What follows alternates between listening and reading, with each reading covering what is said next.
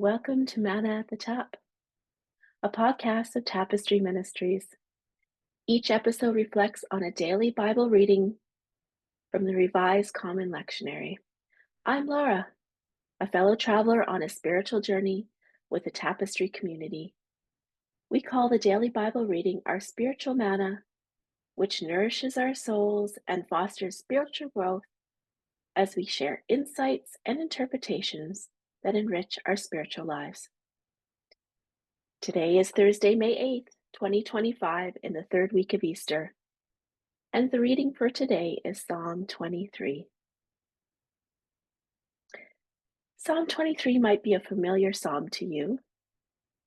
It is the first psalm I memorized and one I taught my children.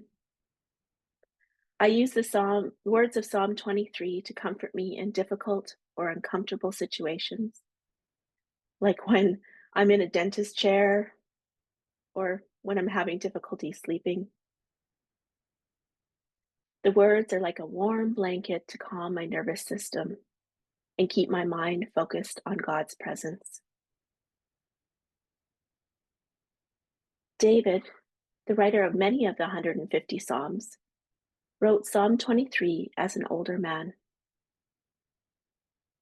In this reflective poem, David looks back at his faith journey, using the lens of his time as a shepherd caring for his father's sheep in the hills around Bethlehem.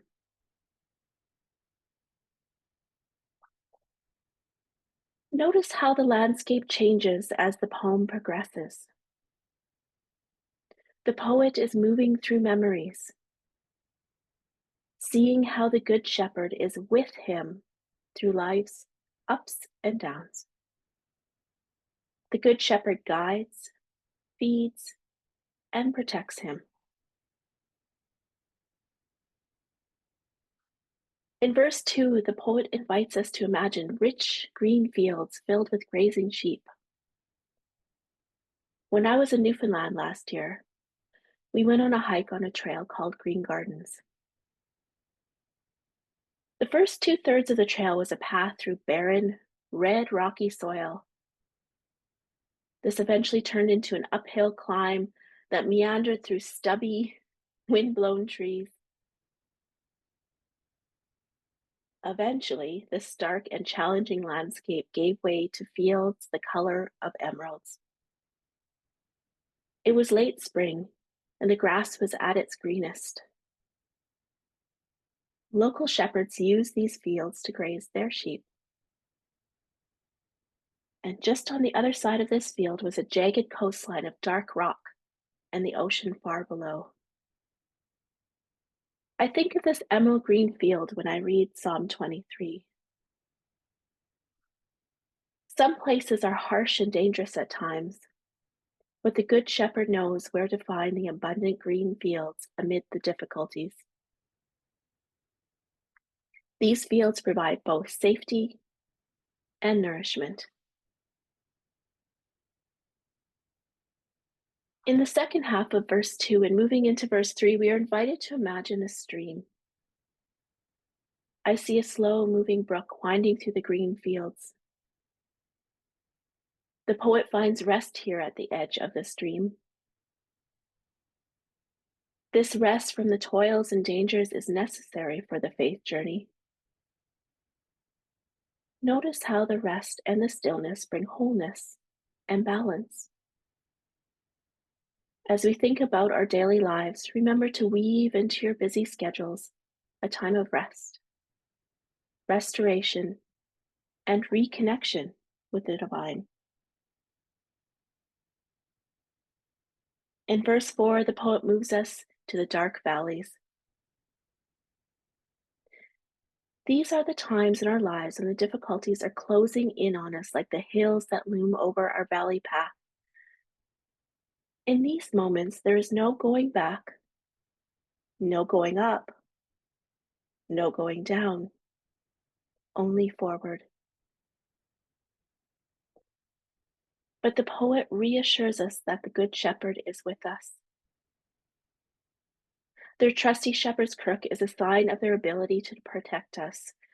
We hear, Do not be afraid. I am with you.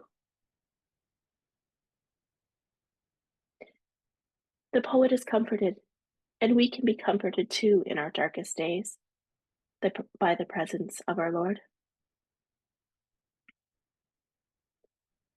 In verse 5, the poet begins again. The poet again invites us to sit and eat with them. He remembers the times of the Good Shepherd provided a meal in the very presence of his enemies. And again, the poet is revived, his wounds treated, and his body nourished. Even in the midst of difficulties, we can celebrate and give thanks to the Good Shepherd. And this brings us to the last verse. In these lines, you could hear the voice of an older person who has lived an entire lifetime and experienced the hand of God guiding them through the many ups and downs. One thing remains constant: the presence of the Good Shepherd, protecting and providing us all of our days and into eternity. What a comforting thought. Thank you, Good Shepherd. Now, consider the Good Shepherd's guiding presence as you go into your day. How does this protection and provision change your perspective on your difficulties? Thank you for listening.